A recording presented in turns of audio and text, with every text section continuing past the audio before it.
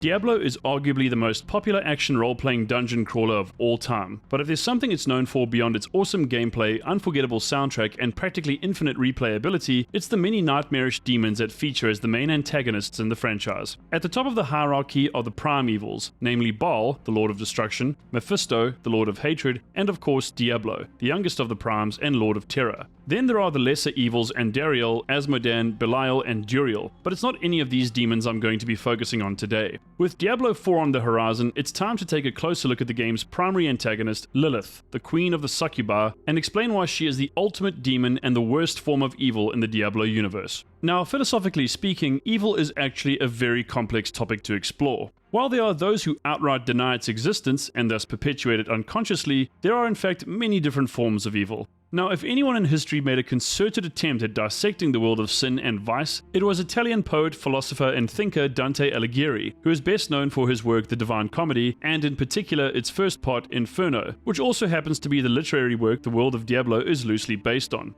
Why Inferno is so significant is that it actually conceives of hell as an ordered place with different levels, each of which is dedicated to a certain category of sin, and the lower down you go, the worse the sins get, and arguably the punishments associated with them as well. As much as I would love to talk more about Inferno, it isn't the focus of this video, but its philosophy and underlying values are nonetheless an integral part of it. If we're going to talk about the ultimate form of evil, we need to first understand its true nature. So if we go by the name of the franchise and the titular bad guy of the Diablo universe, we would simply conclude that Diablo himself is the ultimate form of evil. However, I'm not sure I really agree with this because although Diablo is undoubtedly evil and extremely powerful, his overwhelming character lacks all manner of subtlety and inspires heroes to resist him and his evil schemes. Think of it like this: the worst serial killer hasn't been caught yet. What I'm saying here is that the worst people in the world don't seem evil or cruel at all. To this end, I would argue the worst form or forms of evil are those we as humans deem to be morally good or necessary but are, in fact, utterly malignant and cruel.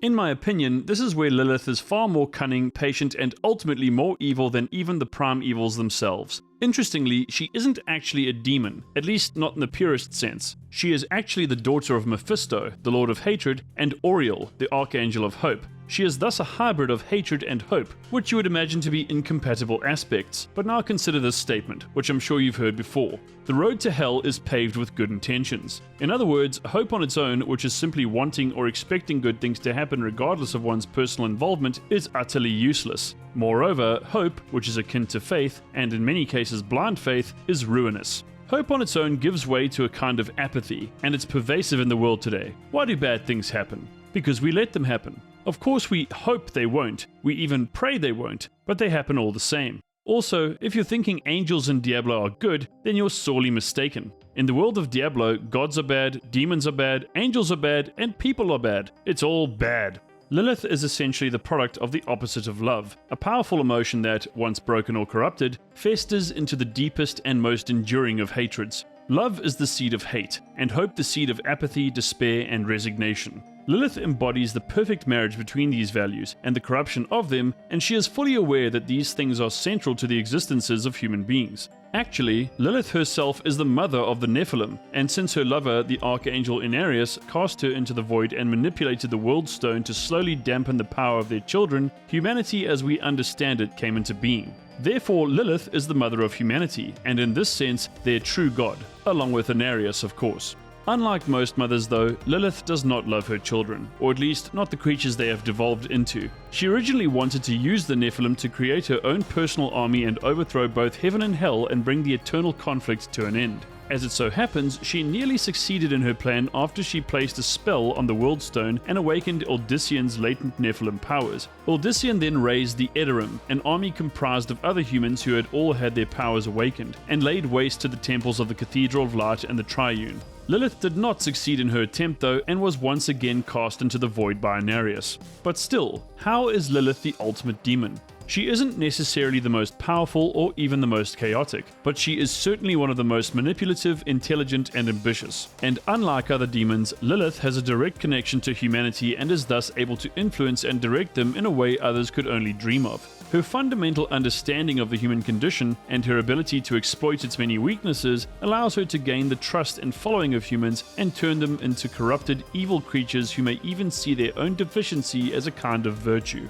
Lilith doesn't simply want to cause pain and suffering, but to destroy both the high heavens and the burning hells and remake the world in her image. It is her desire for power and her ability to use subterfuge and Machiavellian tactics to her advantage that makes her extremely powerful and the ultimate form of evil. In short, she's the type of demon who will tell you to go to hell and make you look forward to the trip.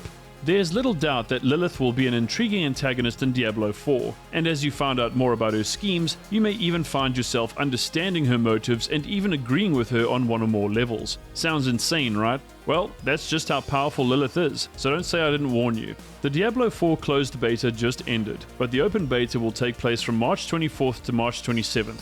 Diablo 4 will officially release on June 6th, 2023 and will be available on Xbox, PlayStation and PC. So, what do you think about Lilith? Do you agree that she is the ultimate demon and the worst evil there is? Be sure to let me know in the comments down below. Please take the time to give this video a like and subscribe to the channel so I can keep bringing you all the best gaming and tech content on a regular basis. That's it for today. From me and the Nephilim here at Metasquad, thanks for watching and I'll see you in the next video. Later!